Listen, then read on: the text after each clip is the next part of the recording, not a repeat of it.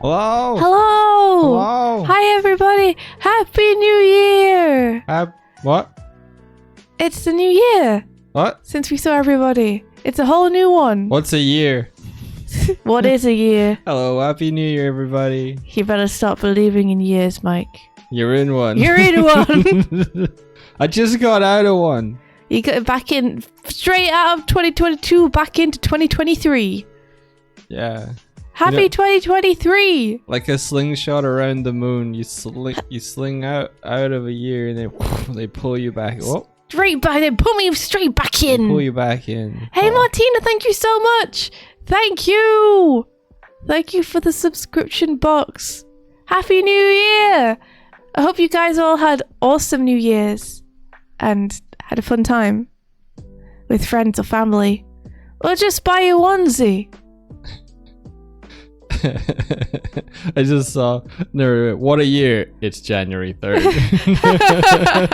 That's how it feels. Man, what a year this year, huh?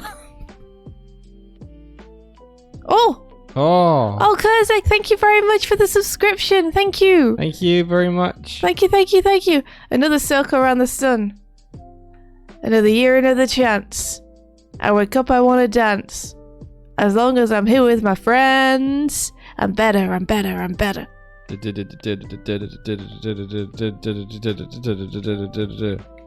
how it goes? It goes good. I'm feeling pumped about this year. I feel like it's gonna be a good one. I got high hopes. I want to do more awesome personal stuff and be less stressed. Attack them. Yes. That's my resolution. What are we calling 2023?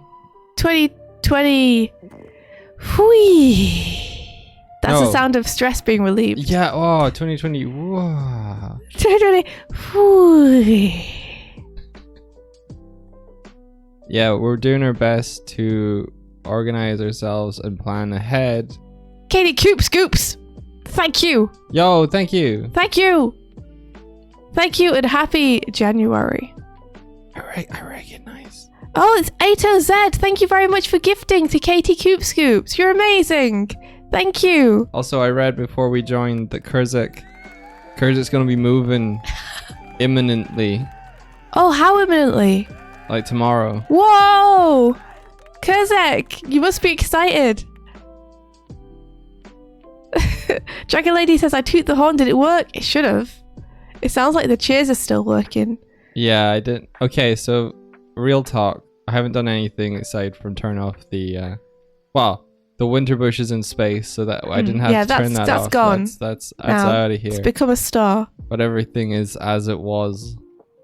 That's fine. We only got back yesterday.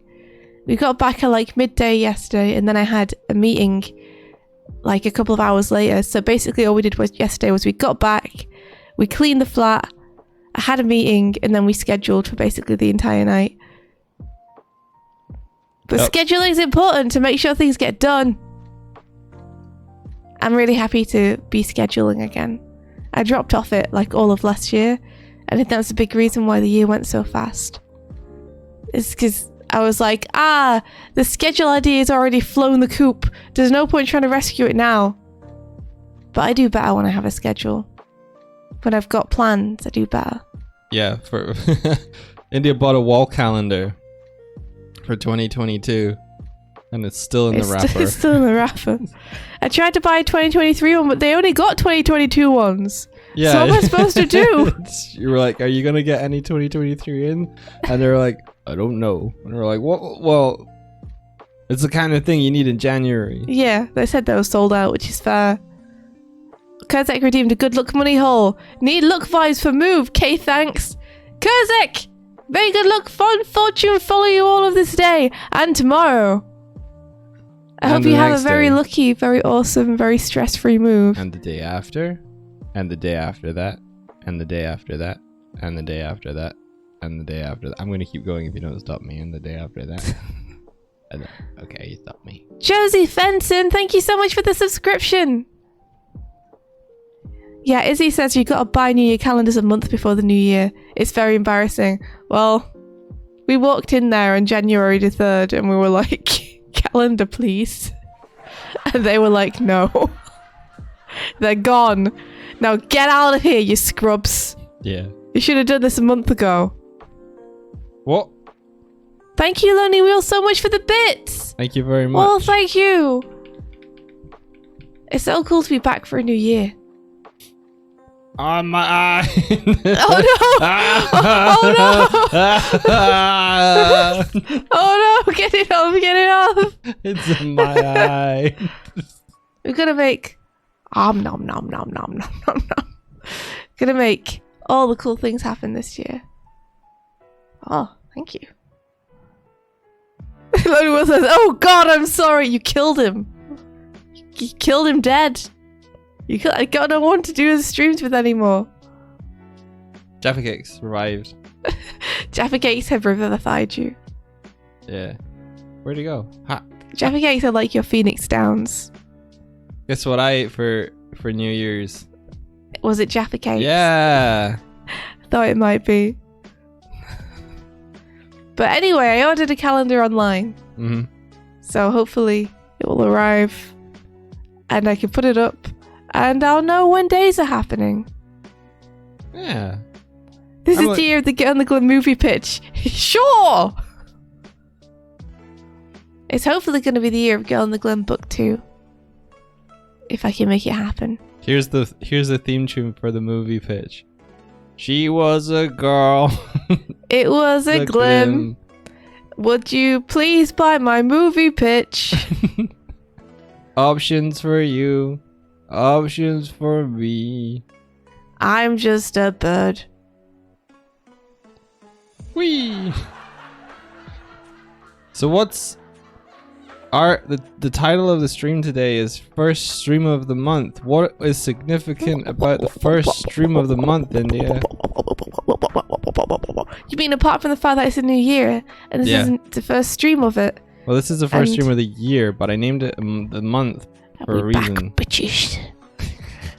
Because there's a new schedule that I want to put in place, I want to do on the streams. What's that? Okay, so what I was going to do is the first stream of every month will be the Animorning challenge stream, where we'll look at the Animorning challenges and review them and set the next one. And I was hoping that making it the first stream of each month will be easy to remember. Yep. And then it will give people enough time to do it. And then the last stream of every month is the community showcase day. Basically, everyone here is so creative, and a lot of time people are like, hey, check out this cool thing I've been doing. So I figured, why not just like have a day dedicated to it? So yeah, Mike's making a form that people can send stuff in with, and basically it'll just be a day of looking at everyone else's projects and talking about how cool they are. So yeah, I'll keep saying through the month, but if you wanna be in the community showcase, we'll just send whatever stuff in and be like, hey, I've been doing this. Yeah. This is what I've been doing. And then we'll look at it and be like, whoa, did you know this person was doing this? This is cool. And that way we have a dedicated day for it. Look. Does that sound cool to you guys? I think it sounds fun. Doesn't matter if you but say then yes or no. It's That's my what idea, we're doing. So. Well, you can be biased about your own idea. You can come up with an idea and not think it's good. Kozak says, guess I should spam the form with thing. You should. You should. NPC Encrypted, Happy New Year! So yeah, before we kick off and do all that stuff, I just want to catch up with people. Okay. How was your guys' holiday? How was your guys' New Year? Kozak, you've got to do so good moving tomorrow. Will you take a picture of your first boba tea for us? Kozak is moving somewhere close to a boba tea place. I'm jealous. Really? Mm-hmm. Maybe you could get her to mail you some. Stick it in the post. Yeah, would you send some in an envelope for me, please? I'm taking a drink. That means I go neutral. Oh, what's this? It's a wet envelope full of tapioca pearls. Huh. I guess I'll just eat the envelope. Yeah, eat the envelope. Or, alternatively, it could come in a container that contains water. Like a bucket. Like a fridge. Send a mini fridge. Send a fridge within which is an unspilled boba tea. Is boba tea cold? Yes. Okay. So a fridge then is good. It's like iced tea. It's basically sugar water. Sugar water. They call it tea. It's not really got that much tea in it, I don't think, if any. It's more just a nice, refreshing drink with chewy jelly pearls in it. You meaning I could have had a boba tea all this time? Would I like them? You'd probably like them, yeah. What is tapioca? It's just like... I don't know what it is in terms of not being in boba tea, but in boba tea, there's like little chewy jelly balls. They don't really taste of too much. They're just slightly sweet. Jelly. It's like a textural thing. Oh, okay. They're fun to suck through your straw. Okay. I might try some this year. Martina says tapioca is starch. So it's basically just stuff. Okay. But melon boba tea is really good. Melon boba tea. Melon boba tea is my favorite. Boba tea. That's it. That's very. I like the rhythm of the words together. Melon boba tea. Boba tea. Melon boba tea. You've heard of Boba Fett? Time for boba tea. It's time for boba tea. Noble crow males are the no crow males. Oops. We may have forgotten to turn them back on if we turned them off. Oh. Okay. The popping boba, I've never had that. I've never had popping boba, only chewy boba. Oh, Sisa says yesterday wasn't the best. Super happy that you guys are streaming, it really cheers me up. Your streams are the best. Oh, you're welcome. I'm really sorry to hear that your day yesterday wasn't great. That sucks. I hope that the week gets better starting from now. Facebook says they spook me. I kind of end up choking on them. I wonder if you can ask for boba tea without the boba. Can you be like, I just want the liquid. Don't give me none of them pearls. I just want the liquid. They should be able to.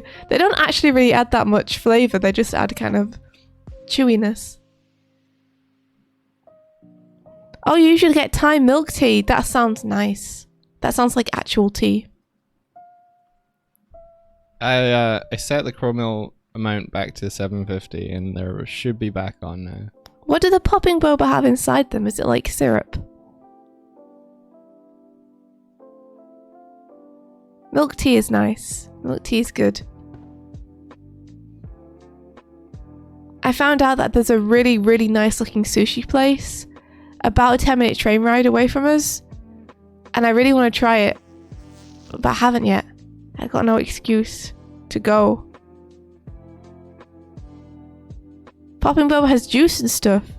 Sounds kind of nice. Popping boba has magic inside. I don't know if I believe you. That sounds fake. You get your boba when you get ramen. Oh, to have some nice ramen somewhere. We ain't got no ramen places around here, and I miss it. Ain't got no ramen. Ain't got no ramen. Wait, I think that place started doing ramen. It did, but I think it's like the ramen they do looks like instant ramen. Oh. Like you get for a packet. It doesn't look like actual ramen. With the brisk. I stared at it very hard with my eyeballs. Ooh, Josie says there was a frozen yogurt place near me in California that had popping strawberry boba as a topping. That sounds so good. Popping boba has popping boba inside. Oh no, it never ends. It just goes on forever. Where did the bear go? Oh, there he is. How dare you? Hey, dog. Hello.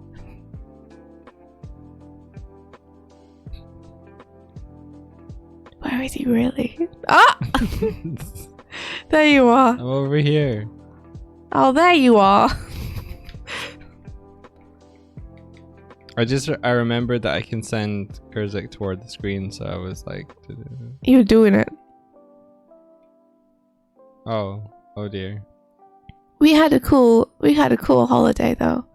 We went and spent Christmas with my parents in their house, and we brought the cats with us. The cats hate traveling so much. Yeah. It took them a couple of days to like settle in and calm down. Calm the fuck down. But they really appreciated my mum's stairs, which they were like up and down every single day, just like playing on them. Yeah, we don't got no stairs, so there's nothing for them to like run up at speed like they were at your mum's house. So they were having an amazing time running up and down the stairs, jumping on the banisters, scaring me because they would be like, run, run, run, run, jump onto tiny banister that's like an inch wide and 20 feet off the ground. I was like, oh, they're gonna be careful about that. They're cautious little fur creatures, aren't they? And then I saw Kuma do a full pelt, just fling himself onto it, sprint to jump onto banister, which has a big fall below it. I was like, I do not perceive. I cannot perceive. I'm out of here. I'm not thinking about this anymore. They'd be like, chase me, and then just jump onto a banister, and I'd be like, I can't chase you anymore. I'm not coming near you. Like, what if I try and chase you and you freak out and then fall off the banister? Yeah. There was these moments where I would like come out of a room and they would just be on the banister staring at me, and I'm like, hello. I'm gonna move very softly and slowly around them. Yeah. So they don't get spooked. But apart from that, it was really nice. Got to see my family a lot, which was really cool. Oh, thank you. We got to spend New Year's we were just hanging out. We basically just watched some stuff. We watched 90s movies. Yeah, actually. That was the theme. Here's how it really was. All right, I got there, and Christmas Day I got super sick. And everyone else also got sick. So we were just all sick for like the entire week and a half that we were there. Like, my mum was sick, her husband was sick, I was sick. The only people who weren't sick were Mike and my dad. I walked through that like the chosen one. I was like... You did. Parting the seas of the snotty I was like, people. I am immune. I will not. And then I was fine. So basically, my mum and her husband were basically just like asleep for most of it. And then I was asleep for like the majority of the first part of the holiday. Just ill. I had all these things I wanted to do, guys. I was like, oh, when I have free time, I'm gonna do all this stuff. And then free time happened and I got sick during it and I couldn't do anything. I just sat there like a turnip and watched endless 90s movies, and then that was it. It was fun though. I watched Kindergarten Cop for the first time. Yes, you did. It was great. Who is your daddy and what does he do? It was great. I really liked it. Yeah. I've forgotten that we'd watched that. What a strange film. We tried to watch The Iron Mask. That was a weird one.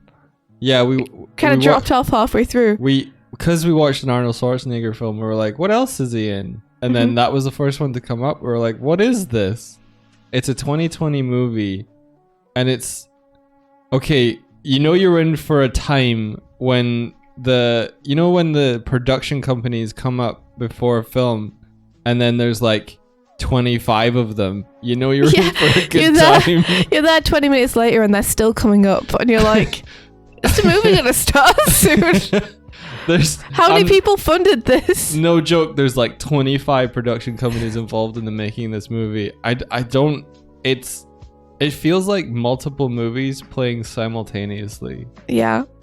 Thank you very, very much, by the way, to Frosty Cone for the subscription. Yo, thank you. Josie says, I swear bodies know when we get free time. They just shut down so we can rest. I feel like that. It's always the way, isn't it? That you work super hard and your body holds out, and then as soon as you get a break, your body's like... all the snot comes out. Yeah. Yeah. Like an explosion of like Yeah, I think it lurks. I think it waits. I think your immune system's like, this is my holiday. Yeah, I think it's good in a way because it's like, I will hold off until you finish your deadline.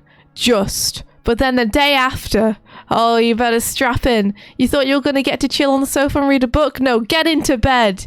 You are now a font of mucus. You're now the source of your own snot. Yep. Dispenser. But yeah, that was our holiday, basically. What were you guys up to? I got a little notebook. I got a little moleskin for drawing notes in, and I had a good time just vibing, just sitting on the couch and drawing ideas. Oh yeah, you did. That was really cute. Yeah, I liked that. And Mike discovered an app that lets him put to-do lists on everything. And yeah. He's become obsessed with it, which I like. It's my new graphs. It is your new graphs. Because like, you know, during the day we're just like, oh, I really should do this. But then it goes straight out your head. Well, now, as soon as one of us says, oh, we should do this, and it's a good thing, not just like, oh, we should jump off a cliff. I'm not going to put that in my reminders. Don't put that in your reminders. That'd be the end of my reminders. But it's nice. It's nice to feel more together. Doig and I decided last year that this year was going to be the year of competence. So we're trying really hard to be organized. Yeah. So I it's the reminders app on the iPhone we got. So I just pop stuff into there, and then if I feel like I'm going to do it today, or I feel like I'm going to do it tomorrow, I put the date on it, and then I've got a whole list of stuff that I'll review and be like, okay, I'm going to do that stuff tomorrow. You should keep the phone on you more often too, because we just discovered it has a pedometer. Oh yeah, You can literally count your steps. But it's like, we haven't been taking it around with us at all. So it's just like, there are days where it's like, you've done 30 steps. Yeah. And it's like, I know we've done more than that, but what's happened is it's just been like sat on a table like all day. Yeah. I got scared to put it in my pocket. Why? Because it's a good camera and the lenses, and I don't want it to like chafe or rub against. We bought it, so we better use it. Oh yeah, I have been. I got over it. Yeah, nice.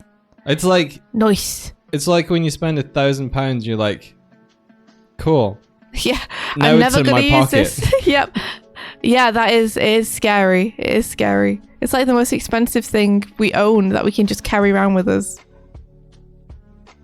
And it's in your pocket. Weeb says, year of competence. Oh, I gotta go then.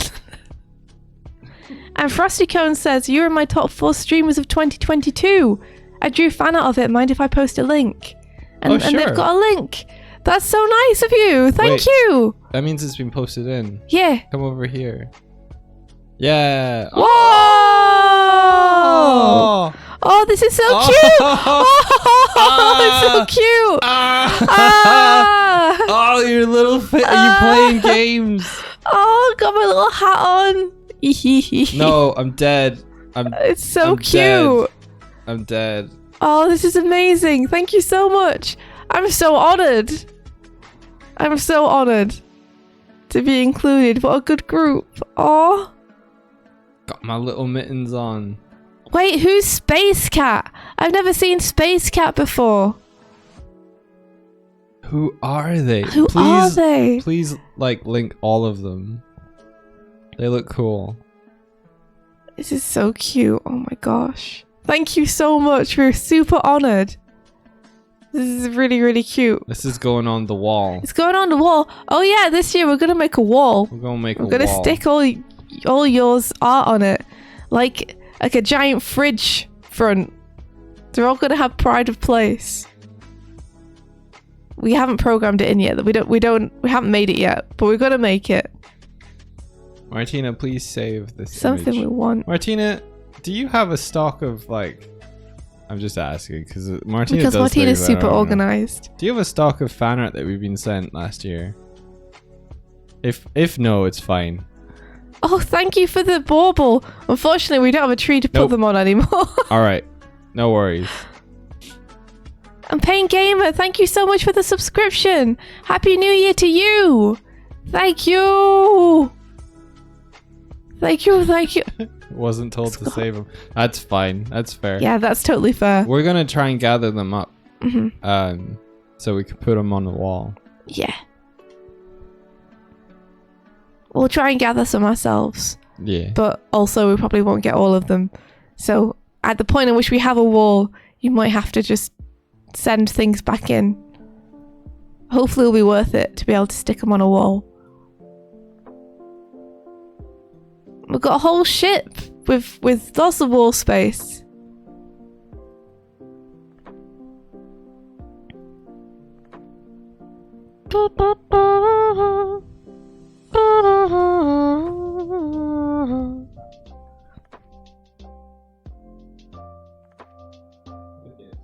Could people just tweet out or share with a comment tag? Yes. We have one called Doig Swift Fanfare. We have a form. We have a form for it. But we just haven't checked it in a really long time. I don't think people have been using it. It's the kind of thing that requires the upkeep that we haven't been doing to it.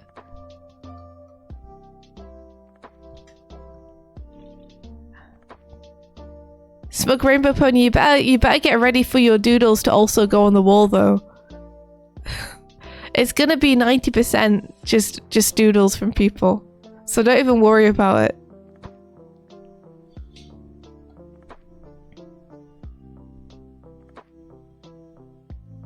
But yeah, we made the Doig Swift fanfare tag to try and have a tag where people knew that if they posted on that tag, they were given us permission to share it on stream.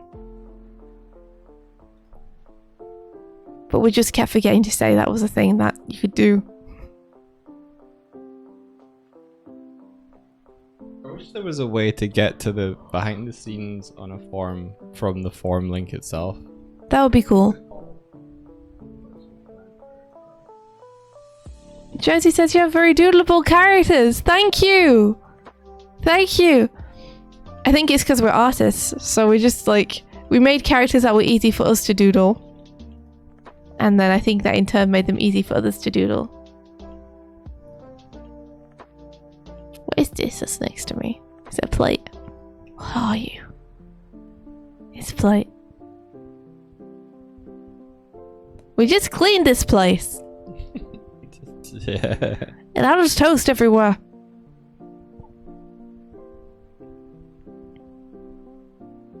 I guess we should hop on to whoa whoa whoa whoa whoa whoa whoa whoa whoa. Yeah. Whoa. I guess we should hop on to sing sketch. Alright, okay, so we need to share your screen. Mm-hmm. Which I'm doing now. Wow! Wow! Let me check that it's the correct one and NDI is all behaving and stuff, because it's been a year. Yeah, sounds good. I'll recap people. Me and Toast will recap people. So the last Animorning challenge we had that has been here for ages and just waiting for us to review it. So thank you everyone who submitted. We really appreciate it. We're sorry it took us so long to get around to it. But the last Animorning challenge was a reference challenge. So we challenged people to take reference of themselves doing an action, something simple, and then to translate that reference into their animation. We're good. I need to reject these cookies. Get out of here, cookies. There. So yeah, that's what this challenge is. So we'll have a look what people did and then I'll announce the next challenge. And for the next challenge, due to popular demand and pressure from Doig, you'll have a month to complete it. Because we'll be looking at it again on the first stream of next month. First stream of the month. So hopefully that gives people enough time to do it. And also hopefully it means that we'll be able to be more punctual with our actual reviews. Yeah. So that's the plan. I can set up the submission form during the stream. Yeah. Hey, Rancor Adoption Agency, thank you so much for the Peach Iced Tea sub. Thank you for the gifted sub, you're amazing. Oh, thank you. Thank you very much. Yeah. Narrator says, my cat heard you wailing through the headphones and was like, is there another cat in here somewhere? Just a bird. Don't let them see me. We've still got jelly bubbles. I saw. There's no tree to put them on though. No tree to put them on. You want to head over? Dragon Lady says, sorry, can you repeat that? I was ordering pizza. When Animorning challenge, it's going to be the first day of every month, or the first stream of every month, rather. Because some of the days might be Saturdays and we might not be streaming. But the first stream of every month. Set the deadline. 2 days before the stream, we'll review it. Sure.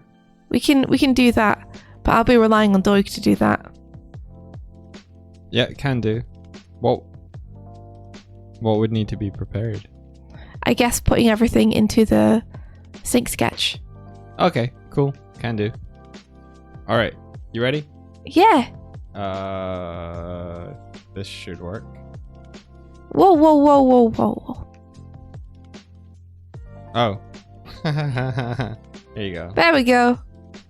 Nice. Here we You go. have to reject or accept cookies. Did you do it? Cool. Yeah. What was the Animorning challenge? This time, it was a reference challenge. So we asked people to get references themselves, doing a simple action, and then to translate that reference into their animation. So we explicitly said no rotoscoping, just because this isn't a rotoscope challenge, and we wanted to try and show people how to properly use reference. So the way that I suggested doing it was to use the reference to figure out what you want your keyframes to be, and then to influence kind of the spacing in between. So yeah, this is Pilkey. Look at this. Pilkey. Yes, I should reiterate as well, for any Animorning challenges you guys submit, it's always super helpful for you to do what Pilkey did and put your @ on it somewhere, just so then when we're looking at them, it's really obvious who did everything. Yeah, so this is Pilkey's animata as well. This is his stream avatar. If anyone hasn't seen Pilkey streaming, then this is the little robot dude that Pilkey uses in their streams. Very cool. Drinking some juice, sorry. Thank you very much for the shout out for Pilkey, Martina. Heck yeah. Alright, let's have a look. Let's see what they did. Cute.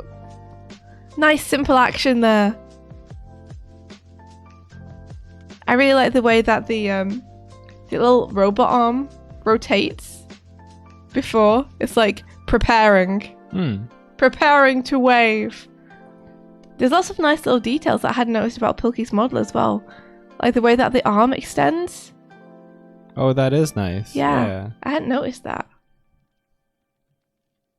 That's very cool. It makes a lot of sense because the head's very big and the arm's very small. So let's see, what would I say?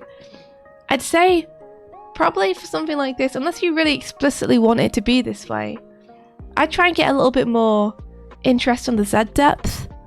That is the depth coming into the camera and away from the camera. So it doesn't feel so flat onto the camera. So you can see in the reference that the hand isn't going absolutely 100% straight to the camera. There's like, if you think of it like tubes. Like cylinders. Yeah. Yeah. Then there's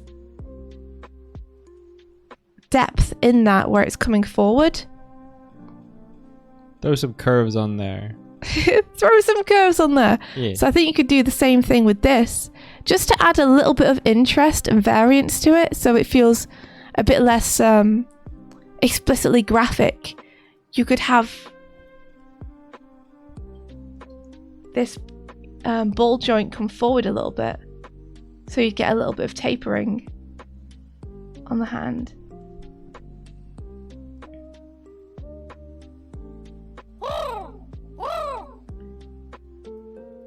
You know, and you'd still need to think about silhouette and everything, just like you have been.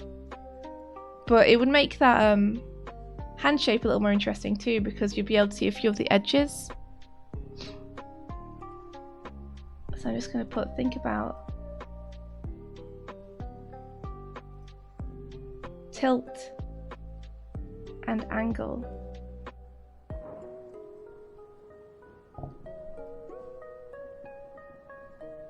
Bringing the gesture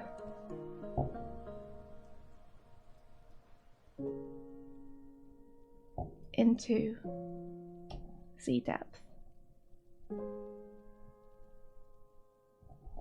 A lot of the time, depth is kind of what makes the difference between an animation that feels very straightforward and one that feels like it has a lot of nuance to it.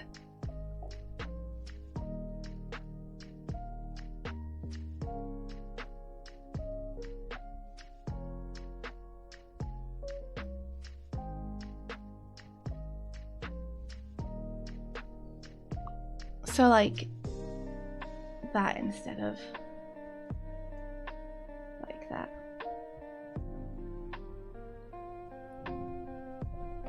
It's 2 a.m. there and your cat's got on the zoomies. So cute. Cats are the effing best. I really like the way that you are leading the action from the upper arm here first, and then having the movement start with the lower arm, and then finishing that movement with that little bit of overshoot on the hand. That's really, really good. It's got a nice, it doesn't feel robotic and rigid because it's got that nice little bit of overlap. I think as you can see here with your arm, and it's mostly rotation with your upper arm here, and it's hinging on your shoulder, but it is a little bit of movement still with the upper arm. So I think rather than isolating it completely to this second joint here, to the lower arm, get a little bit of that subtle movement in to the upper arm as well.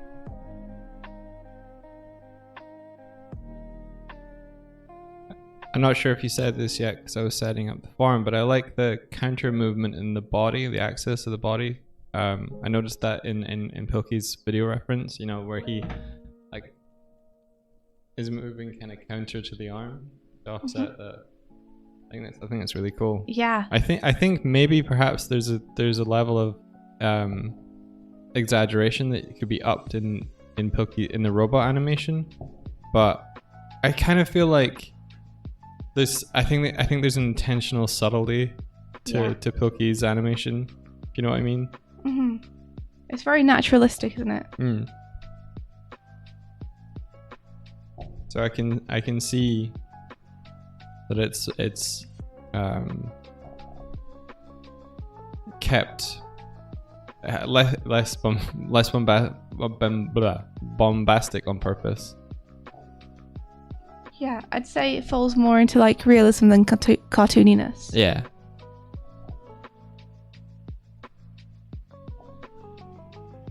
Yeah. You're right about the counterbalance though. Just put a little note here saying nice counterbalance. Hey.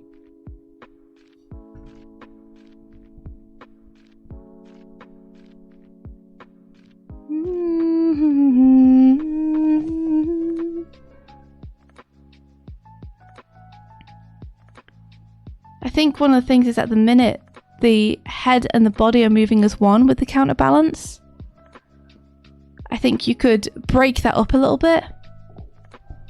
Mm.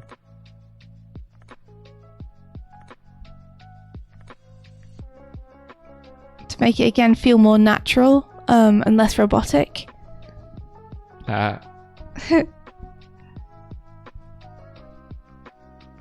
Maybe break up the body and head so they don't move as one.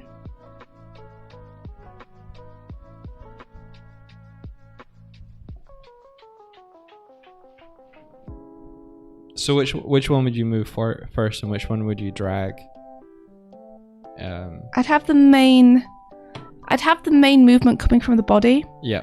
Because the body is really driving the shoulder, which is driving the arm. Yeah. So all of the waving movement is coming from there. But as you can see on Pilkey's reference here, his head is the thing which is moving the most. Because it's like farthest from the rotation point, so you kind of feel it more. Yeah, exactly. And because he's using his head more to counterbalance his shoulders than his body, which is driving the motion. Yeah. Think of like when if you've got a circle, the larger the circle, imagine something rotating from the center of the circle. The farther out, the bigger the circle, the more something on the outer edge is going to move. And I think that's what we're seeing here with the... Is that clear? Yeah, I think it's clear. That's what we're seeing here with like the body would feel like it moves less, even if it's rotating just as much as on the same axis. Yeah. So you notice here that it's not just a hinge where the lower arm folds back and forth. There's actually kind of like more of a stretch when the hand goes from moving inwards towards the head to moving outwards. Cool. So you could try and get a little bit more of that into the pose in the arm. And I think also just if you're going to have a cycle like this, I'd probably just adjust where the arm ends up every time so that every wave is not the same. Mm-hmm. Like there's just very subtle differences between each one.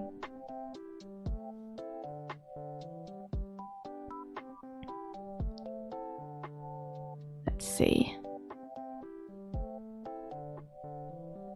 And I might delay that lower arm a little bit because you can see here as you're moving it down, it's still pretty folded here, and it just starts to straighten out here.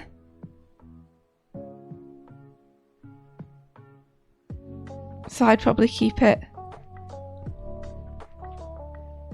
up a little bit more, just to drag it a little bit.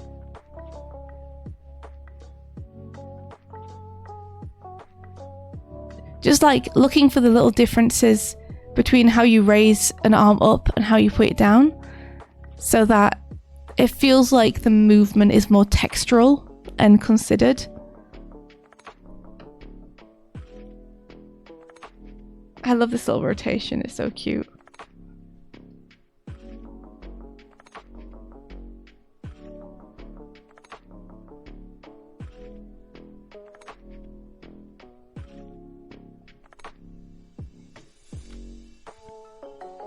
Yeah, oh, did Pilkey say anything on the form? Oh, you're right, there's a form. There's a form where we're like, which part did you find the most challenging and what did you learn from it and stuff? Frosty Cone, have a good day at work. We are playing Nintendo music today. It's nice. I think Mike and I started playing some video game music just before the holidays, and we liked it so much we just kind of stuck to it. I know he says, but he is a robot. I mean, that's a good point. I mean, you're right.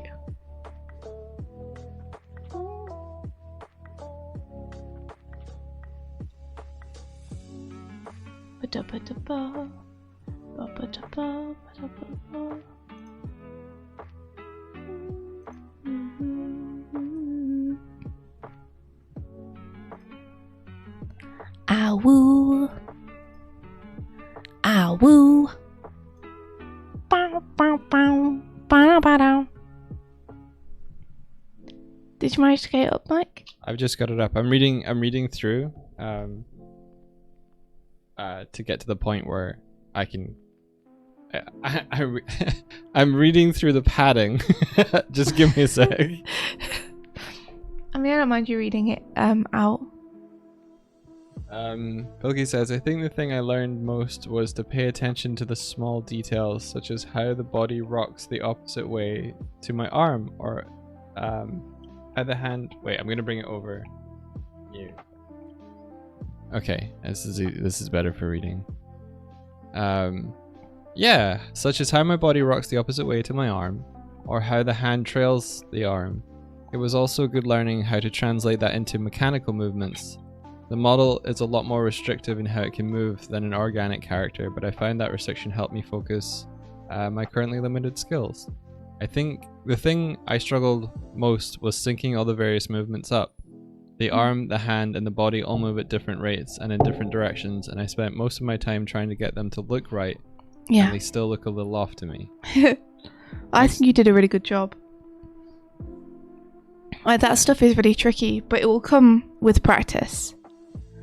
And doing reference passes like this, where you get to really observe how mechanically a wave works, rather than assuming you know how a wave works and just animating it straight out of your head.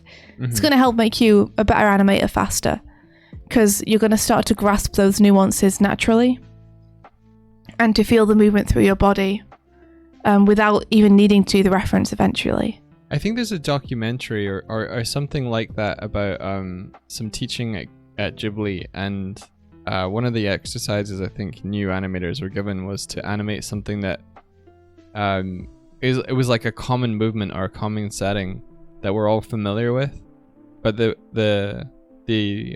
purpose of the exercise was to teach the power of observation.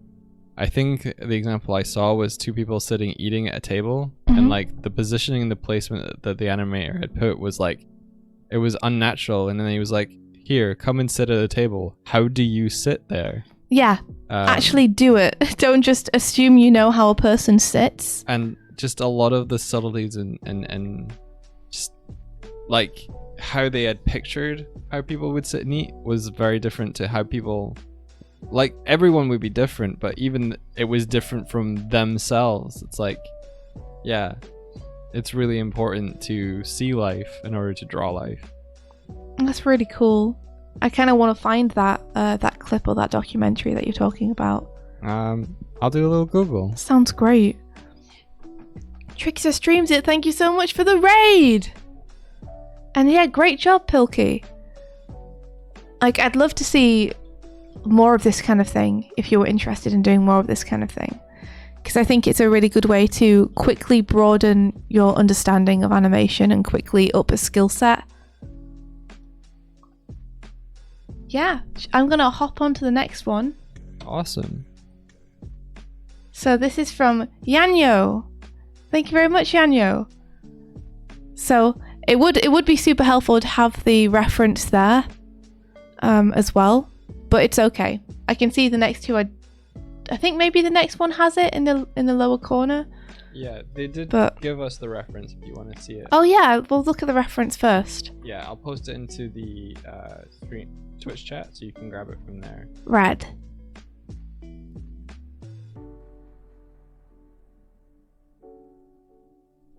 Let's see. Ayanoki says, I remember Kelly Turnbull of Manly Guys Doing Manly Things talking about animation school. They drew animals out of a hat for a walk cycle assignment, and people who got cats and dogs had a harder time because everyone knows what a catwalk should look like. Yeah, like, if you assume you know what it's going to be, that's where you start to overlook all the nuances and start to draw from, like, the library in your head rather than real life. You start drawing an abstraction of what you think life looks like rather than life itself. It's really... It's almost like you rely on the shorthands visually. During the winter break, because the cats have never, as we said, we've never really seen them on stairs before. It was really fun to watch them develop over the time we were there and the different techniques that each of them used. So both cats went up and down the stairs in completely different ways. Yeah, Kuma took a little bit to figure out how to do it. Whereas Sparrow was a little bit more like each step, unless she was pelting it. But like if she was coming down the stairs at a kind of unrushed pace, she took like them one at a time and had more of a kind of stride, whereas Kuma just like bunny hopped his way down like 2 stairs at a time. Yeah, it was super cute. Like, some people still nowadays, animators will get super prideful and think that looking at reference is cheating, and that a good animator, or the better an animator they are, the more they should be able to just draw things from their head without needing reference. But that is completely overlooking the fact that animation is the study of life.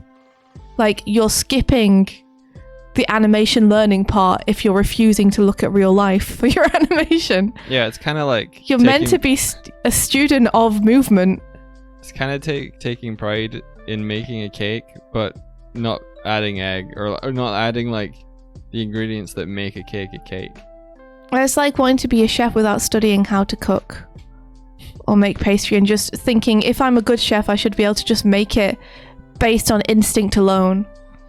It's like the whole discipline is based upon the study of this kind of stuff. If you want to get stronger, then you want to embrace this stuff. Or kind of like making a meal without tasting it at all. Like, taste a meal. Yeah. It's good. Sip to It's soup. good for you. Sip to soup. The soup of life. Sip it. Exactly. I mean, what you'll get good at is potentially making things up out of your head. But with only your own head to draw from, your work is going to eventually start looking samey. You're going to just be relying on the same visual shorthands again and again and again, because you're not putting anything new into your brain. What you want is a huge, broad, vast library of different people, characters, mannerisms, ways things move, that you can feel in your own body, that you've seen and observed and studied, to make movements that no one's ever seen before, movements that feel so real or hold so much emotion. Anyway, this is the reference. Let's have a look. It's a backside pop shove it. You guys know the backside pop shove it. Hell yeah. Let's have a look. Is this Mr. Tony Hawk? Nah, no one recognizes Tony Hawk. Is it not Mr. Tony Hawk? It is. I don't know what Tony Hawk looks like. It literally says Tony Hawk in the title, dude. Listen, he looks like a video game to me. Tony Hawk looks like a video game. He's the pro skater. I really like the fact that on YouTube you can just skip back and forth frame by frame. More video services need to allow you to do this. So what he doing? So what he's doing, a backside pop shove it. No. How he doing it? What you seeing when you flipping? Oh yeah. Let's have a look at what Yanyo has done.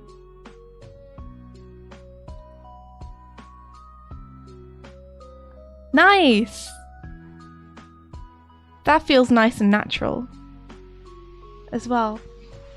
It's a little bit of a shame that we have flattened out the composition so that it's only from the side, but it does allow you to get a nice clear read on the body.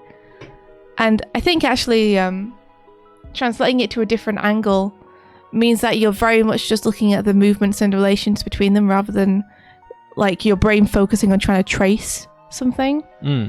Like if they did it from the exact same angle, I think it would be more tempting to just try and basically recreate what you're seeing rather than interpret it. I want to get this onto a different screen so I can look at both at the same time. It'd be cool if you could import video into someone's video on Sing Sketch and then like they scrub at the same time. That would be rad. Like layers or something. Yeah, in fact, do you want to well, I can do this to myself. Ho. One sec. I have to show my shameful desktop, and I didn't want people to see it. What are you doing? This.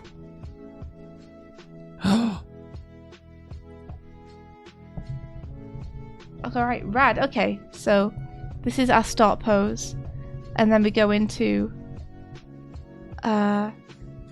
we've got a couple of frames here of anticipation before we straighten up and go into the jump.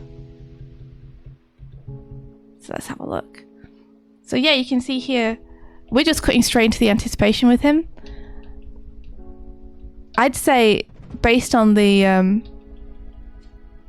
reference here, you could get even lower. Like I'd be tempted to really like exaggerate that. Which leg do you think is bent more in in the example Tony's given? In the example in Tony? Yeah. Well, he's got his weight on the front leg here. Okay. Obviously. So that's holding more of the weight. The back one might be bent a little bit more because he's about to try and lift it off, I think. Okay. He's not. He's about to actually transfer his weight onto the back leg. So the weight starts on the front leg here. And then here it goes onto the back leg. But yeah, I think you could, again, thinking in Z depth. Think in Z depth. I think you could push that head forward a little bit. Like really thinking of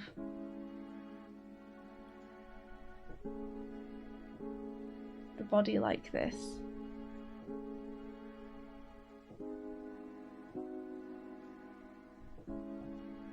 Like a series of tubes.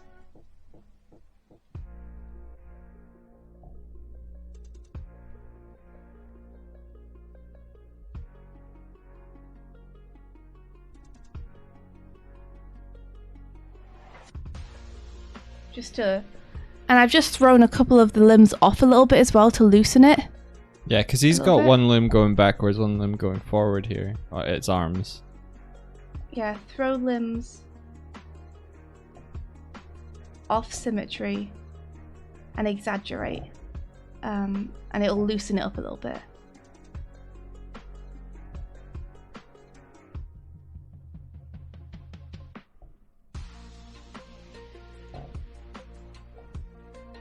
Anyone in the chat skateboarded before? Any skaters out there? Any advice about like how skating feels or like what we should be looking for? I wish I could skate. I wish I could skate. It's so cool. It's like the coolest thing in the world.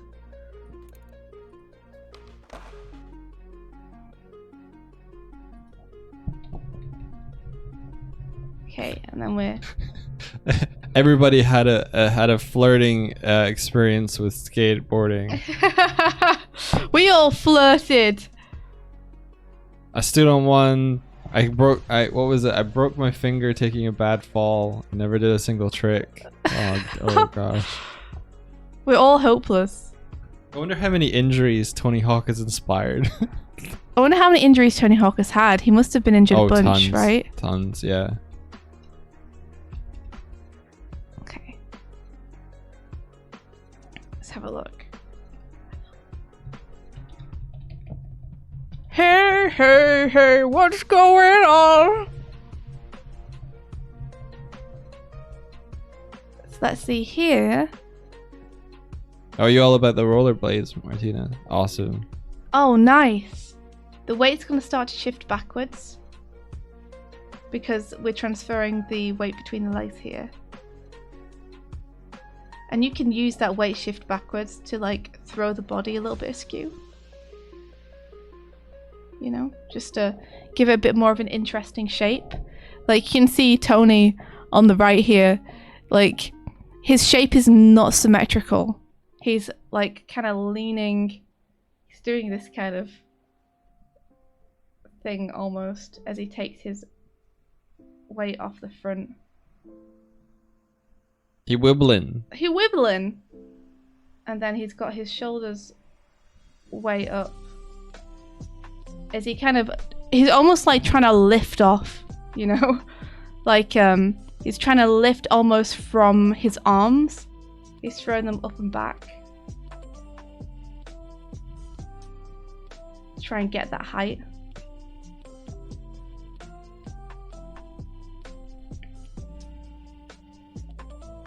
And this is going to start coming off.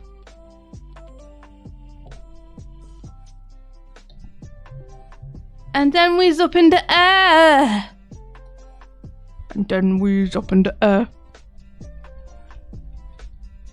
That's so cool. Man, skateboarders are awesome. Damn! So he's scooping that board with the back foot. Let's have a look.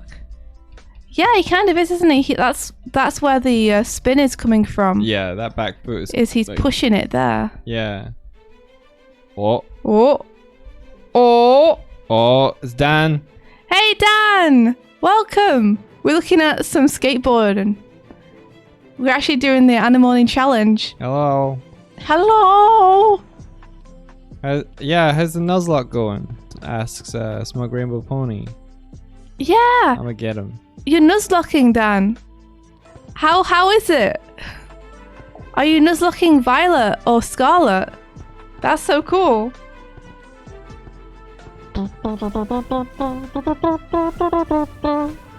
Let's get him defeated. Get him.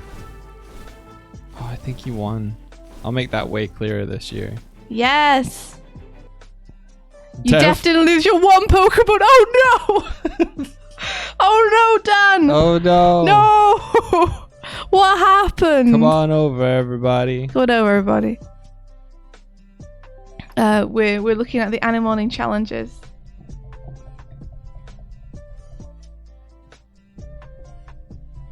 That's a VOD I'll be watching. I will be watching that. What was your one Pokemon? Oh my gosh, I love Pokemon Nuzlocke. They're so fun to watch. I like that you ended up with one Pokemon.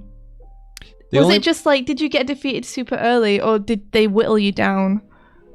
The only part of our Sword and Shield Let's Play that kind of kept me kind of pulled in was the Nuzlocke element part of it, but it actually stressed me out so much. Yeah, I really like Nuzlocke, but Mike was not enjoying that playthrough, so we had to stop. We had such cute Pokemon. Yeah, that's I didn't part want of to it. lose them. I think it's kind of tough to play a Pokemon game as a Nuzlocke for the first time playing it. Because you kind of want to get to see all the new Pokemon, and a Nuzlocke stops you from being able to do that because it's like, no, you've caught one. Yeah. You're done. Eric says he only had one. It's shiny only. How do you even do a shiny only Nuzlocke? How do you guarantee yourself a shiny? I just wouldn't have any Pokemon, but I'm just a guy now. I'm just a guy that exists in the Pokemon world. Well, I don't have any Pokemon. Wait, it was the one Pokemon your starter Pokemon? You didn't find any shiny? Weeb says you should do a soul lock. 2 people play, and if one person loses a mon, the other person loses it too. No! Oh, damn. Oh, I couldn't take that. Oh, damn. To put the fate of my Pokemon team in the hands of someone else. Oh my gosh.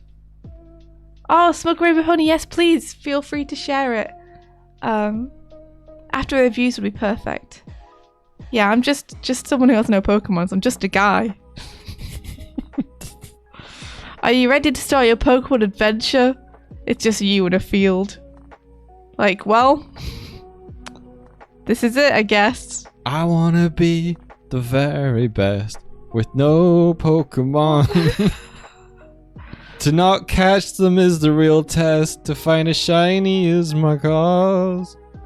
I will stand inside a field, looking to the sky. And if I see a Pokemon, I will avert my eyes. Just some dude. Walking along the... What are they called? They have a track. What were they... Oh yeah, a route. Routes. A route. Just a guy walking along the routes.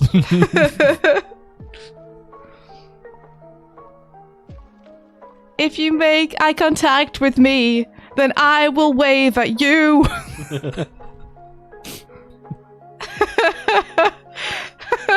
Then Template says, I got a job, I got a wife, no time to catch them all. That's the villain. That's a villain origin story right there. Josie says, as a side note, if you call them Pokemons in front of children, they get quite cross with you. That's really funny. Hey, we're the ones who grew up with them. We can call them what we want.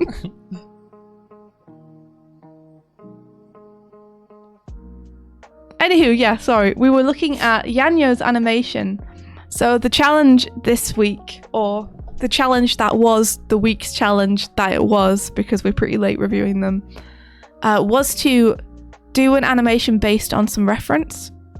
Yeah. So we're just looking at the two side by side and seeing if there's any like tips or things we could call out to help make the process easier or make the animation feel better for next time.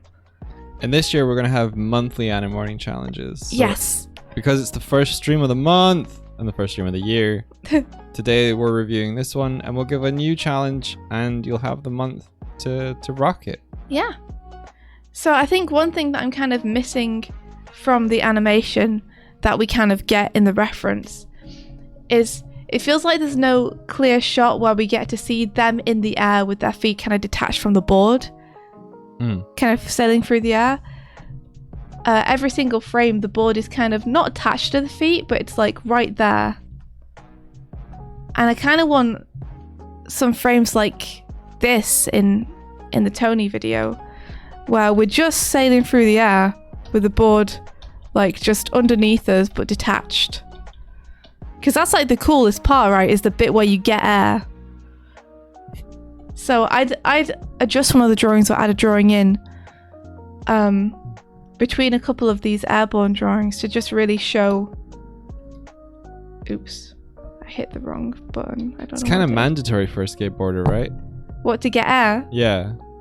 Otherwise they die. Oh, is that what happens? Yeah. Oh shit. Oxygen lets skateboarders keep skating.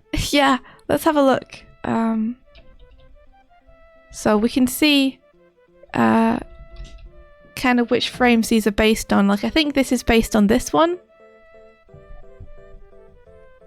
Looking at the positions of the two. So yeah, I would take the position a little bit more from the skateboard here. And I think your knee here is a little low. Just for silhouette's sake, I might splay those legs a little bit so we can get a stronger silhouette on that back foot and the leg there.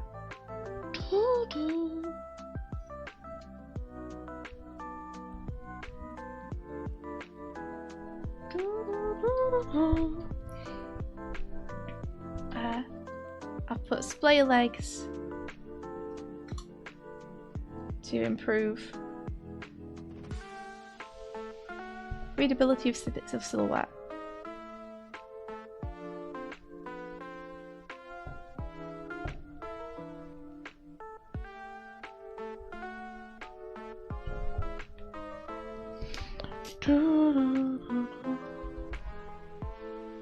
And then I'll skip on a few frames here. And then here I'd keep the legs up above the board a little bit. Just so we get a couple of good frames of air time.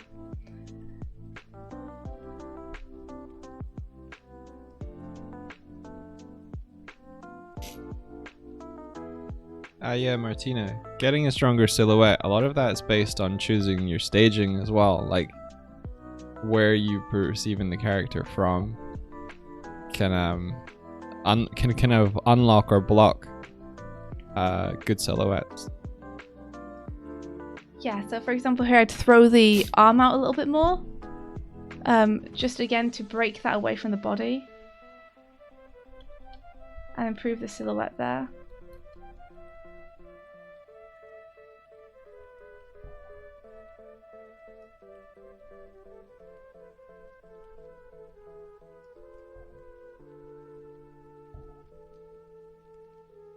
So why do you want the board away so much? You want to really feel like they've kind of jumped higher than the board. Well, and they themselves have gotten there. Yeah, for one thing, the air time is the iconic thing. Mm-hmm. But for another thing, you're looking for those moments, right? Mm-hmm. That you're drawing, the moments that make you feel like the movement feels. Okay, They're going to take the audience and put them. They're going to put the audience in the air with a skateboard beneath them. Make them feel like they're doing a skateboarder jump. So if I were to say to you right now, draw me a skateboarder like doing a trick in the air. Yeah. What's the iconic image that comes to you? Because I bet you their feet aren't on the board. Depends on the trick, but yeah, for sure. If you're going to draw that, are you going to draw them with the feet on the board? No. You're going to draw them sailing through the air with the board probably flipping underneath them. Yeah, like if someone's doing like a film reel or something and they filmed a skater doing a trick, which frame they going to pick? It's going to be one where the board is in the air. So it's like, it's trying to isolate those iconic images in your mind, right? And you don't really want to do someone getting air like this, especially if the reference has them fully off the board like this. Yeah. You want to make sure you capture that storytelling moment. Estancia said that there's an interesting correlation. I got some advice for writing, which was I want to spend a little longer in the moment. Yeah. In writing. Exactly. You want to get put there, right? That's exactly it. Is that we're taking our viewers on a journey, and you want them to feel everything. So you gotta, if you want them to feel it, you have to draw it. You know, you have to draw like the wind blowing through hair. If you want people to feel like the wind's blowing through someone's hair, you've got to do the hair being tousled by the wind. Yeah. And if someone's getting sick air on a skateboard, you want to see that sick air. You don't want the feet and the skateboard to be interfering with one another's silhouette on every single frame. You want a couple of frames of that clear, exactly like the reference here, of that clear sailing. Kind of like in a run cycle where you have a contact point, but you also have like, what was the opposite of a contact point in a run cycle? There's contact, passing position, height, weight. Yeah, it's the one where both feet are off the ground. Oh, in a run, yeah. Yeah, like the difference between a run and a walk. A run cycle, yeah. Is that a run has both feet off the ground at the same time. Kind of the leaping pose, right? Oop, I hit the wrong button again. I keep trying to use my side arrows to move. Is there a really clear contact point in the frames on the reference? Contact is in... Like, where he's really driving the foot down and, like, slamming the back of the board onto the floor. I'd say with this. Yeah. What's he like in the reference? You might want to snap that foot back faster once he's done it to really get the impression that he's, like, spinning it. Yeah. Get that scoop. Yeah. Snap foot. Back faster. For scoop motion. I don't know what the technical term is. Scoop! Scoop it!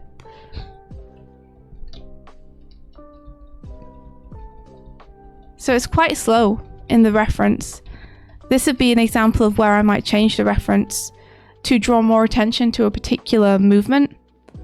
So if everything travels at like roughly the same rate, then it can be a little bit easier to miss things. So that's why on the animation, I might actually speed up that back foot. So that does contrast between that and the rest of the movement. So it kind of draws your attention to it a little bit more. Isn't it interesting when you're watching the movement here and you're like, okay, cool, he's doing this. So what is in there? Oh, so he he pops the board down. Then what does he do? Oh, he kind of shoves it along. The pop and shove. The pop shove it. The backside pop shove it. Oh, so cool.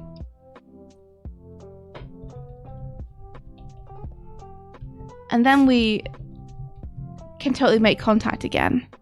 So let's see. How you gonna land, Tony? So again, I think you could throw it a little bit more askew than you currently have it. Just really exaggerate. You know, and sorry for my like scrappy drawings here. But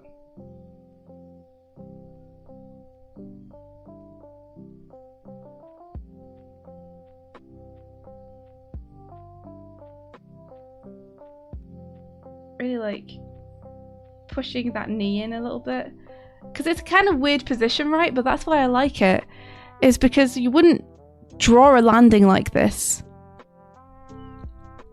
You've got that iconic moment that's like emblazoned in people's brains for them being up in the air, but then the landing, like, it's not what you would expect it to be really, but it works so well in motion. This is one of those cool study moments where it's like, this is what the human body does?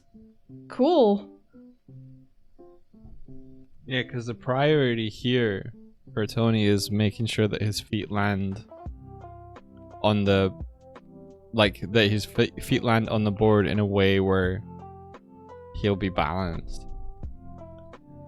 But he's not landing for like a stand or a run. He's landing for a moving object. So he just needs to make sure. I think there's different considerations. Yeah. Don't know what they are, but Exaggeration, I think. It's a lot easier to exaggerate a movement like this, where there's a lot going on.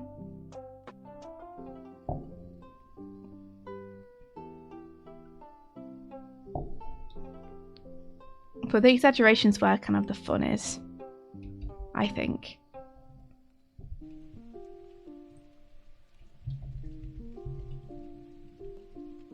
Go, we landing. Look, he looks so cool there. I like you've got that little ping down here with the arm where it kind of he catches himself. Kuma's going "Arr-wee!" in the background. Hey Kuma, who's gonna get some pets? It's you. It's you. Yeah, I don't have too many notes to give on the ending here. Like, let me just have a look at where the weight's sitting. Whoop.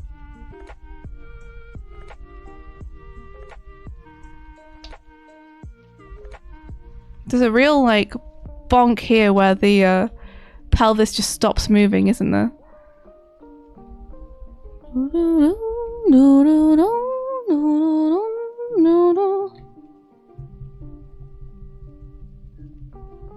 Yeah, I prefer yours. It's got a bit more give to it. Yeah, I think the ending is working nicely. It feels nice and casual. Is this a Spider-Man? He's got the Spider-Man mask.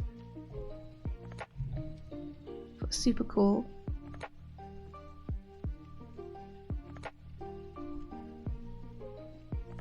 Nice choice of movement. he kind of reminds me of the there's an outfit that there's an animation by an animator I respect where Spidey's wearing a hoodie and I think he's running away from explosions. It's by Malcolm Wope and it reminds me of that. So I see the hoodie being, I think it was yellow in that.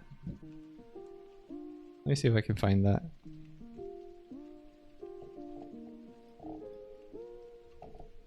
Oh, did they say anything about on the form about like what they found particularly challenging or what they felt like they learned, or if they were just like skateboard cool? Let me see. They said, I learned a lot about how to use reference without trying to replicate each frame, so my keyframe posing got a lot better, and I struggled the most with weight. Here's my reference. It starts with the segment I used, the first non-slow motion backside pop shove it. Thank you so much.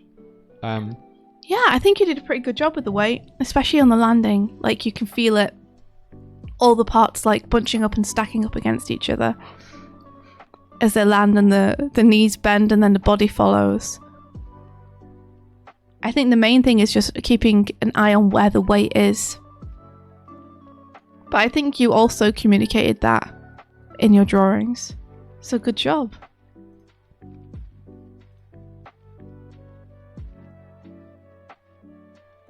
I want to show this. If you've not seen this, this is rad. What is this? It's Malcolm's Spider-Man chase thing. Okay, one sec. I'll link it to you, India. Uh-huh. And then you can bring it up.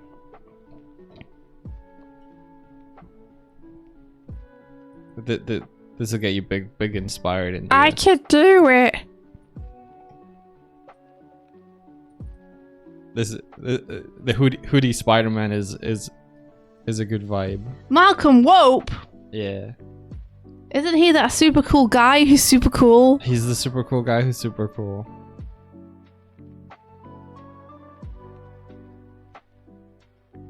Yes. So you see here, he's got the money shot where you feel like you're swinging with Spider-Man, because look at this silhouette. Look at this silhouette. Like, you gotta get the airtime. Nothing can interfere. Like, he's got this big section of the sky just, like, blocked off. So you can get that Spider-Man pose against the sky. Because that's the part that makes you feel like you're flying. I guess it might be Wolfie. I've never said his name before. You've worked with him. I've just called him Malcolm. I've never said his surname. Okay, well that's, I guess, fair. You could ask him. Be like, do I... Is it Whoopa? pronounce this right?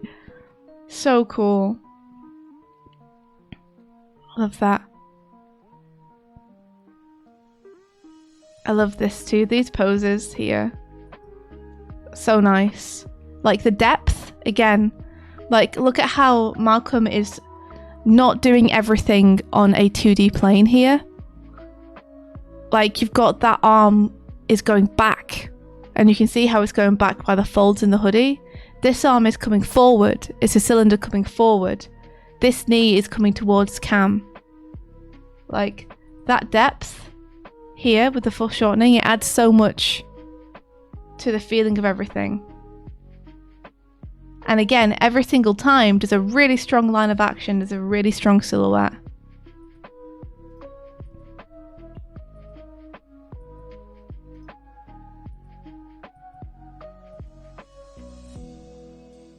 Super cool. Ooh, what's that last pose there? That's sneaky. That was hidden, and look how cool it is. Don't hide it, it's so good. Yeah, beautiful. Lovely exaggeration. I love the way that he's like blurring and pulling the figure around, you know, elongating parts of him to simulate camera blur. Like, you can see the camera blur simulated here on the leg by the way that he's done the line art. And just like, it's really nice to see someone animating on like 6s and 5s and stuff. Like this first bit here. There's a lot of held frames here. I think he likes to like pop to like big and small motions. Yes.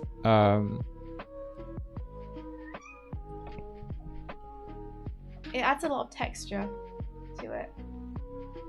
It's also economic, but it feels like, yeah, it has a feel to it, doesn't it? It has a bite to it.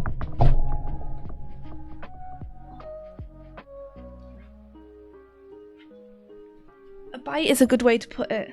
Hey little man, you wanted my attention, now you got it. What are you gonna do now? I got him. Hey little boy. What are you doing? He's been so cute. I'm so happy that he seems to be like settling in super easily after his traumatic car ride yesterday. Yeah, his little personalities come back. He and his sister really hate traveling in the car. We have to put them inside the carry cases and put blankets over them so they can't see out. Because otherwise they're super distressed the whole way. But even so, he was breathing super fast the entire way. It's like so nice to see him happy and chirpy again.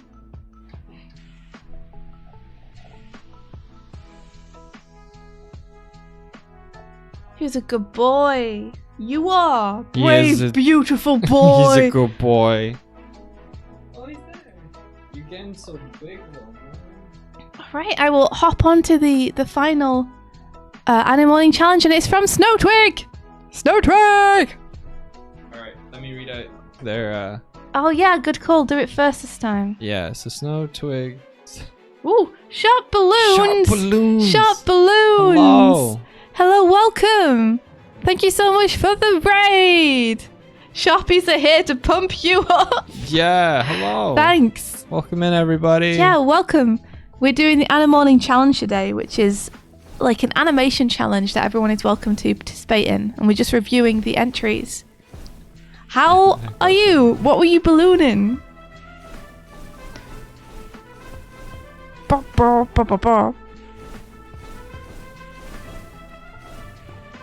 Making my way downtown, throwing jelly cats off. Aww. Every time I see your picture, the first thing I always think for some reason is that you have a space helmet on. Really? Yeah. Ha.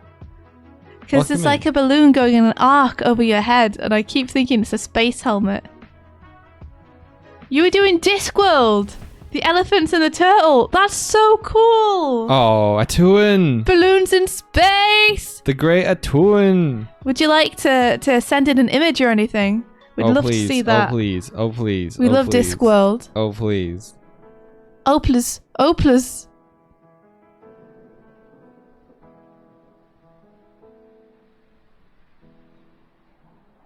Inoki says, I would very much love a picture, please. Discworld is my favourite. Discworld's my favourite. Oh, for anyone who doesn't know, Sharp Balloons is an incredible balloon artist. You guys, if you like balloon art, and who doesn't like balloon art, you should all go follow. They do incredible pieces. Yeah. Like, what the heck? Like, you made that out of a balloon? How? Go on a train. Good morning. Thank you so much for the subscription. Whoa. Whoa. What happened? That's a tier 2. Oh, wait. That's what happened. Thank you so much. It's so vibrant. It's so bright. Oh. It's beautiful. Put it in the shadow. There we go. Thank you very much, Golden on a Train. Appreciate it. Is it okay to post a clip of the Discworld? Yes. Yes. Definitely. Heck yeah. Discworld Turtle! Let's go. So I'm just gonna get it onto the screen. Vert, welcome! We're back. We're back and badder than ever. The most badass couple on Twitch. The ones you don't want to tell your mum you know. We made Discworld, suspended by 4 elephants on the back of a giant turtle. What? I love this. That's so cool. Ah, there it is. Feast your eyes. What? Amazing! Huzzah! That's incredible. What the heck? That is awesome. That's That's awesome. the most complicated balloon art I've ever seen. There's so many balloons as part of that. There's It so goes many forever. balloons. It feels like you had to get mini balloons and then bigger balloons and even bigger balloons. Your energy is crazy. Yeah, I love it. What's your favorite Discworld? What's your favorite Discworld novel? My favorite. Their favorite. Who favorite? Who you asking? I'm asking Sharp Balloons. Oh. Also, Dragon Lady says, sorry, but you need a zoom for the TV screen. Just a small zoom will do. I agree. I agree too. It's coming. It's coming. Doig is gonna add it to his, I don't know, Trello or whatever he has. Thief of Time is Irenoki's one of their favorites. I haven't read Thief of Time. Balloon cylinders come in 4 different gauges. What? Did you use all 4 different gauges for this one? I It's feel a like 4 you gauge did. balloon art. 4 gauges. It's a 4 gauge sculpture. You got Thief of Time signed by Pratchett. That's Oh my incredible. Oh my Very gosh. good.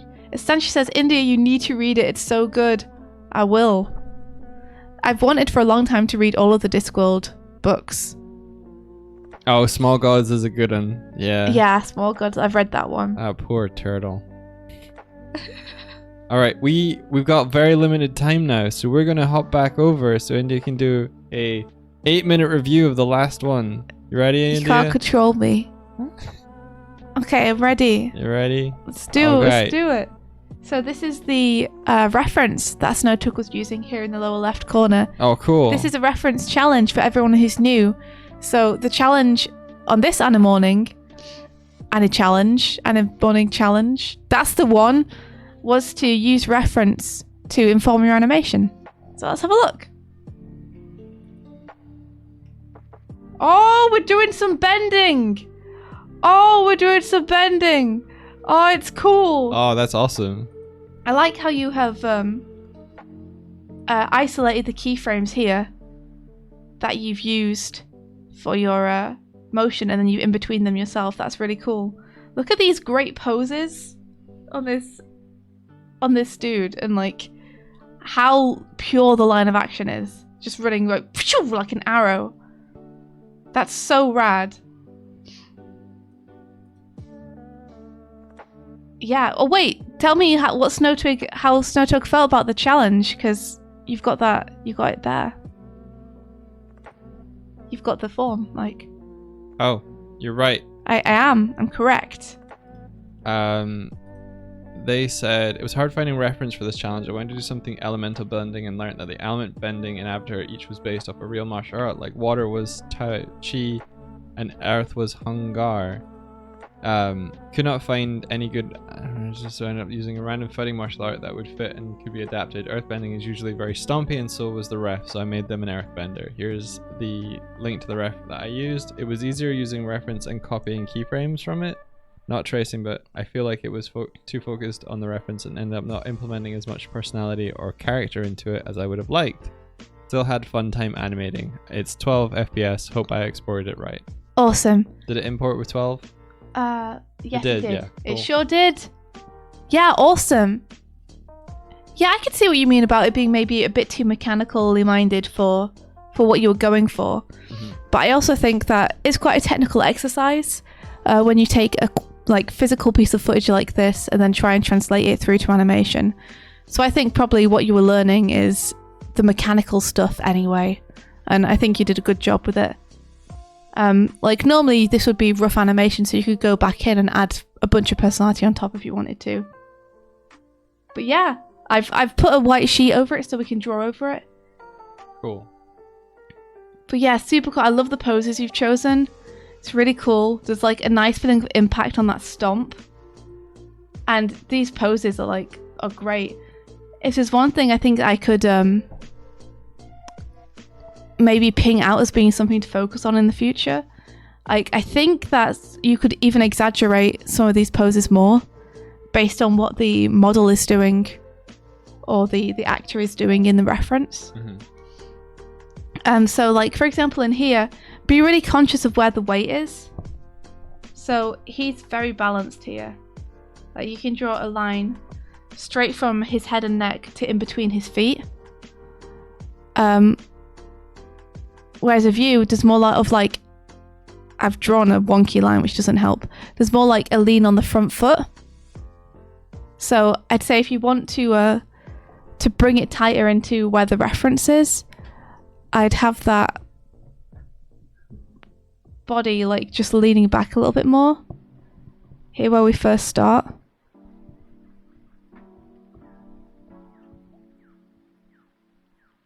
Makes it feel a little more casual as well.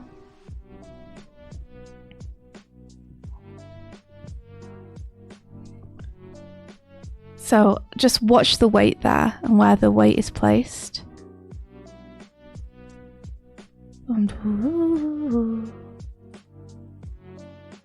So yeah, these poses are all super fun. I love the little T-Rex arms on this pose. Look at that! Look at that pose. That's great. So yeah, I would. I think this is actually you've done a really good job with this one. But I might exaggerate it a little bit more. I might bring him over here a little bit more.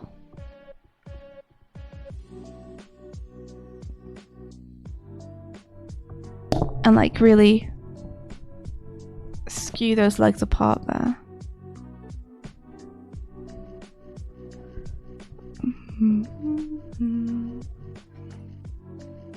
I think this one is a great candidate for exaggerating it just a little bit more too, because that leg and line of action is so strong and pronounced through the reference, and I think you could 100% get that here too. So really leaning into.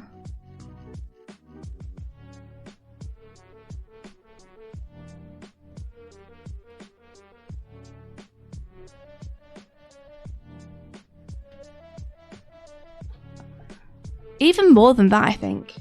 I'm even like calling myself out here for not doing it strongly enough. What are you not doing? I think you can lean into this pose, make this pose a little bit stronger. So just workshopping it a little bit. Koma's very playful, so I'm just gotta fish on a line for him for the moment. Nice. Like maybe something like this.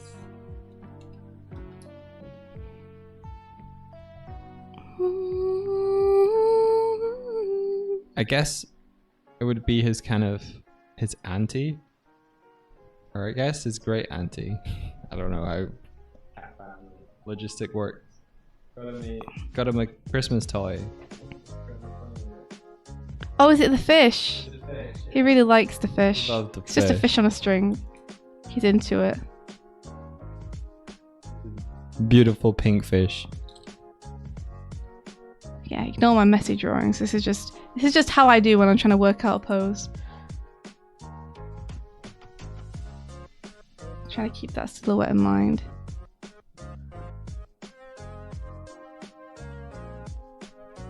Oh, I think that feels stronger. You know, you could keep workshopping it, but for now you get more of that lean in. And then I noticed just here, just to really keep an eye on your proportions and the consistency of your character, because it feels like a lot of things here suddenly shrink. Like it feels like the body breadth and length shrinks here, and the head size and the arm size as well. So just watch for model consistency here.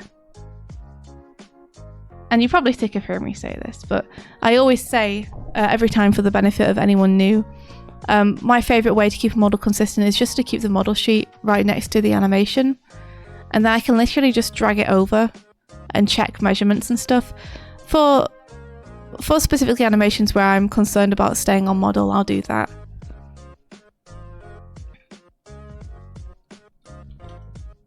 Like, you don't notice so much in movement, but it will help to make it feel more solid.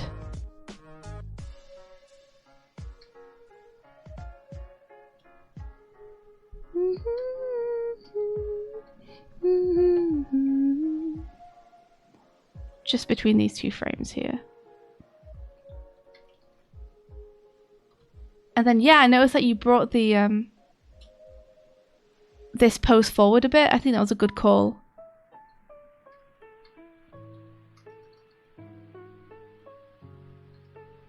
And I like the in-betweens you've added. I like the way that you pop to this. That's really nice. I think you could even do a little bit of an overshoot here. I think that'd be fun. You know, bring the arm further forward than it's going to be and then settle it back. It'll give it a hard accent, which will make it feel very forceful. What you want for an earthbender. For a punch, yeah. What's your thoughts on the squash and stretch on the rock Oh, let me have a look. when it first pops up? Sorry, I wasn't looking at the rock is my issue. Oh, gotcha. But I can. Let me have a look.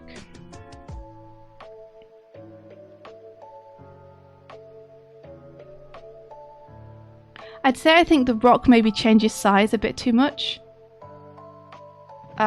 Like here I would assume that this rock is going to be pretty sizable by the way it seems to be buried in the ground, and then when it comes out it feels a bit smaller than I'd imagine it to be, and then when it settles in it's even smaller than I think the stretch implies. Maybe it's okay. Maybe it's a lump of dirt instead of a rock then. Yeah, it could well be. Yeah, because it feels like it's scooping up and gathering. Mm-hmm. Yeah, let's go with the benefit of the doubt and say that it's some dirt, some earth. Okay, but yeah, I think here it gets a lot bigger again. So I'd Yeah. probably just keep it big. Like, it's just going to look more impressive, right? If they're punching this huge rock rather than a small one. So I'd probably just have it be like this big to start with. And then when it gets punched off, the size is more consistent.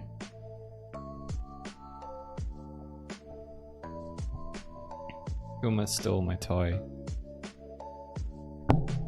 Overshoot for hard accent. He does that. Yeah, he gets it in his mouth and he runs off with it. Runs, yeah. With it trailing behind him. The best moments is when his sister chases the stick that's attached to the toy that he's dragging. And then he runs even faster, so she chases him. Nice settle here. Oh. Nice and subtle. Like that a lot. Yeah, great work. Great job. I'd say if there's one thing to just look out for, keep an eye on consistency, exaggeration, and weight. Other than that, looking really cool. You guys all rocked it. Thank you so much for taking part in the Animorning challenge, and I hope that the feedback was useful. It's going to continue to help you on your animation journey, making even cooler and more awesome stuff. Thank you so much. Every time. Let me just find the link to the sync spot. Yeah. And we can share that on the stream now. Nice. Rafey Rafe says, rocked it. Hell yeah.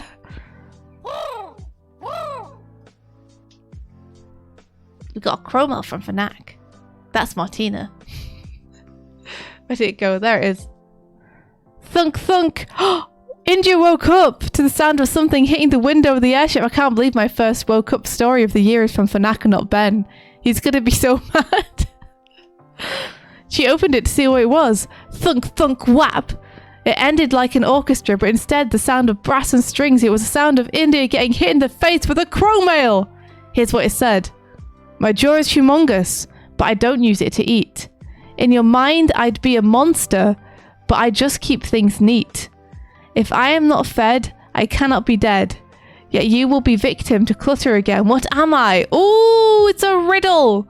Oh, it's a riddle. Oh, what could it be? Okay. Let me, gotta think. Something about jaws. So maybe like a clothes peg or a coat hanger. A vacuum, says Ionoki. That's a pretty good guess. Let me read it again. There are 2 chromels. Oh no, I missed another one. Uh-oh. My jaw is humongous, but I don't use it to eat. In your mind, I'd be a monster, but I just keep things neat. If I'm not fed, I cannot be dead. Yet you'll be victim to clutter again. What am I? I am thinking.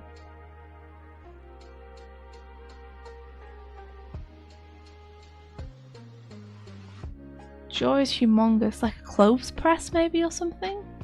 But a clothes press doesn't keep things uncluttered. Is it like a trunk? Like a closed box? Oh, that's not a bad idea, like a suitcase. Yeah, but like, you know, like a Whoa! chest, storage chest. Look, we got images coming in. Whoa! Hey, this is from Ionoki. Ionoki, thank you so much. Radical. Tubular.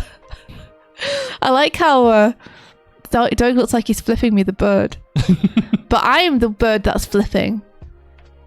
You're the bird. I'm flipping my own bird. You are the bird which flips, and I am the flips which birds.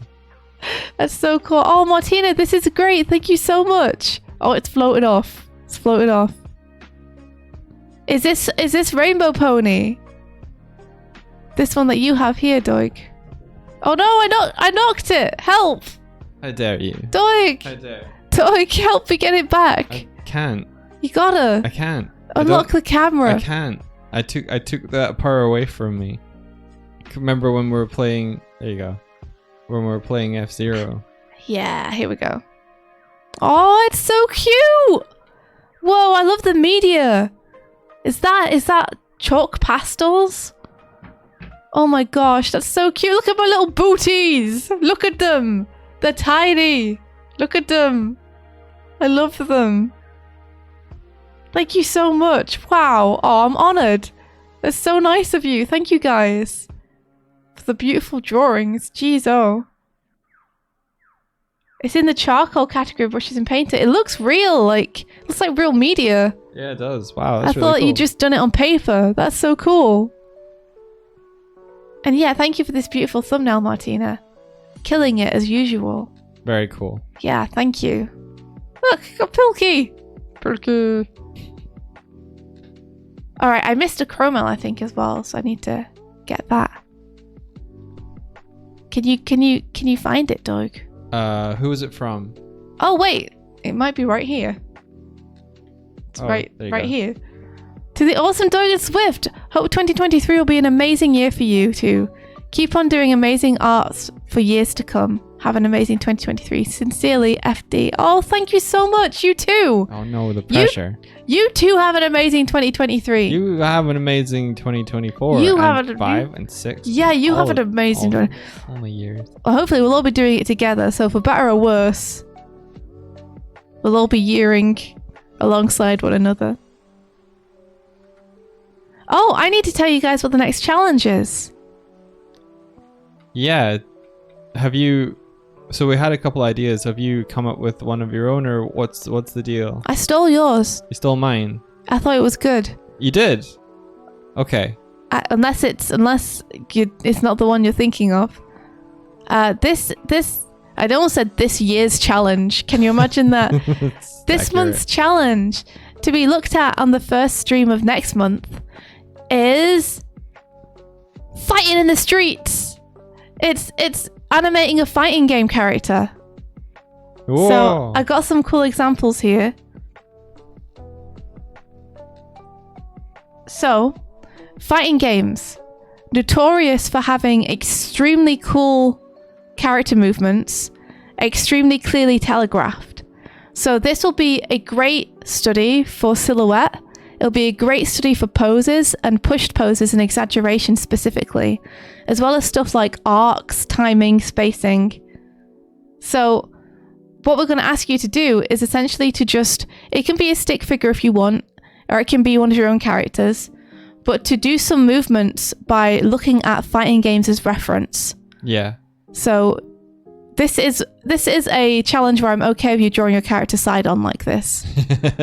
I think a big part of fighting game animations is the focus and the understanding of anticipation, because in fighting games you want the immediacy and the instancy that the player's input has been, the game is listening and reacting to it. So you don't want to have a lot of lead-in time, but there's almost more of a focus on like an outro to the animation, like the follow through of what they've done. Yeah. So you can still read that an action has occurred. The recovery.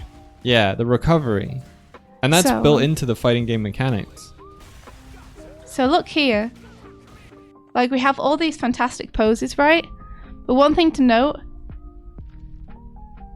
I'm going to find a good one, is that even though these poses are all extremely clear, like clear silhouette-wise, they're not just straight side on. Like, look at the way that they're using depth here. Like, characters' feet and hands come in and out of screen all the time.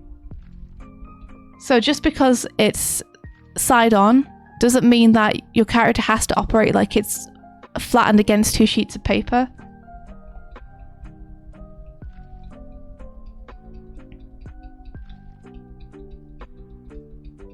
Do you reckon bonus points if people want to do some fight effects? Don't hide your No. animation with them. I'm not going to give any bonus points for it, but you can do it if you want to have fun with it. No hiding behind them, though. Yeah. That's the thing. Let me skip in a little bit. So I've got a few examples here. Brutal. Yeah.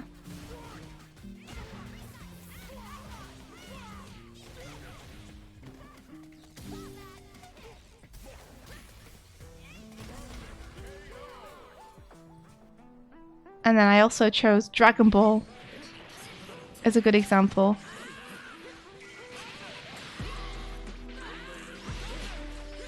Again, just like very, very clear silhouettes, very clear lines of action. very clear movements.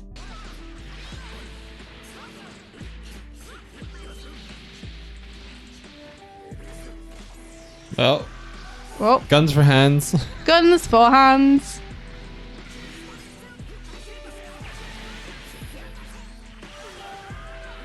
So what would we be looking for people to submit? So it can be a little short animation of a character of your choice. You can choose an existing one, you can design one yourself, you can just do a stick figure. We're only looking for rough animation, doesn't need to be cleaned up, doesn't need to be coloured. And it would just be your character like side facing on a stage like this. And again, the stage can just be a grid. Just execute a few movements, study some fighting game animations, and try and take the lessons you can from it in terms of the silhouettes, the posing, how they telegraph the movements, the spacing on those movements, how they make them feel powerful, and see if you can incorporate that into your own work.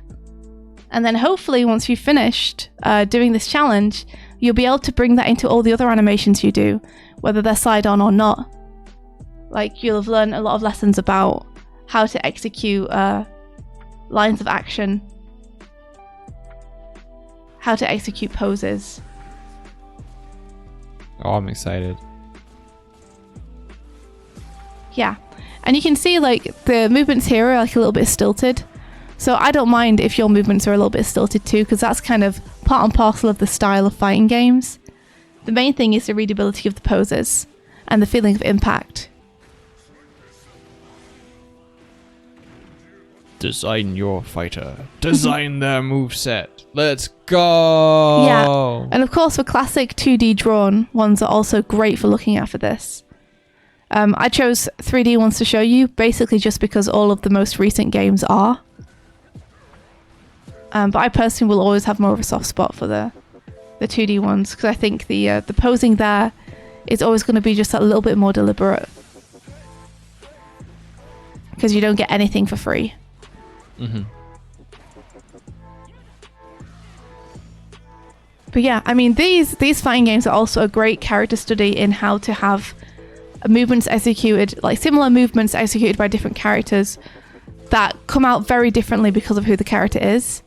Like, these characters all move in a way which is so individual to them and so based on their personality and what they're trying to communicate to the audience that I think they're great character studies for like how you can have different characters move in very different ways. Yeah, because they're all reacting to the same... Oh my gosh, whoa. They're all reacting to the same button inputs. It's just how they react differs. But even something like just walking forward or walking backwards with a character, every single character does that so differently in this game.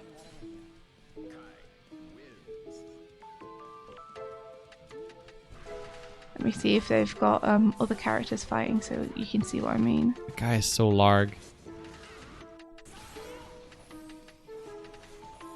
Oh, it's your boys. It's my boys. I recognize those two from the reference you did for the TMNT one you did. I did my own study on this. I did this challenge myself a couple of years back, creating like a Rise of the TMNT fighting game. I never got it finished, but maybe one day I will. But yeah, there we go. Let me give it a pause. It's probably a little bit distracting going on in the background. Oh. Fnac says the answer was stapler. I realised the riddle could be describing things that aren't stapler, but the answer was stapler. That's really cool though. Oh, that makes so much sense. That's a good riddle. I don't know, maybe it just needs something in there implying that it's papers that you're keeping together. My brain went to clothes automatically. That's great though. The Alchemist says, speaking of rides, I just came across your Ryan's Vine video. Oh, you did? Nice. Hey, thank you. I hope you enjoy it. That was a really fun project to do. That was so goofy. I had a great time. It's currently going viral because someone else posted it on YouTube Shorts. So yeah. Yay. But we don't want to do a copyright thing on them, because if you do a copyright thing, YouTube like shares your email address with the person who stole the content, and then it's also lots of very scary language where it's like, we will look into your channel, and if you don't own 100% of what you post, then we are gonna smack your channel down instead of the person who stole the stuff. Yeah. So we're just leaving it. It was such a fun watch. Oh, awesome! Yeah, I think YouTube just want to discourage people from copyright claiming and reporting things. They just want people to continue uploading videos even if they're stolen. But anyway, it's neither here nor there. I'm gonna have to leave because I gotta get to work.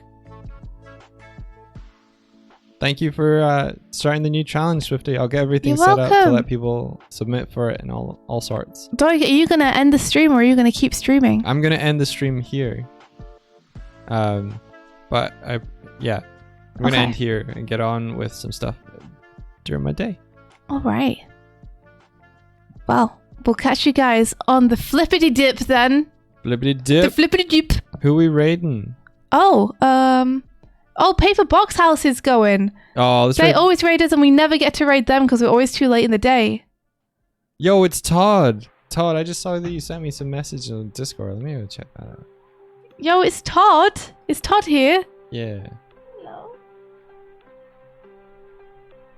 Sorry, a cat was like jumping up and trying to like paw at my butt. Oh, Clyde won. That's fair. The people have spoken. Clyde is awesome. Everyone go ask Clyde how his film's going. Yeah, I wonder how I wonder how that is now. Are they close? Are they close to finishing? Who knows? As Let's go close find as out. they'll ever be. Closer than they were yesterday. Yeah. Thank you so much for joining us on the first stream of the year. And until tomorrow May the rest of your day be filled with adventure. Take every care. Take every care. Everyone. Take care, everyone. Yeah. Kezek, try your best to relax. Many vibes for Kurzak. Oh, we're gone. We gone. Bye, everybody. Bye, everybody. Hey, Bot Squad. See you. Bye-bye.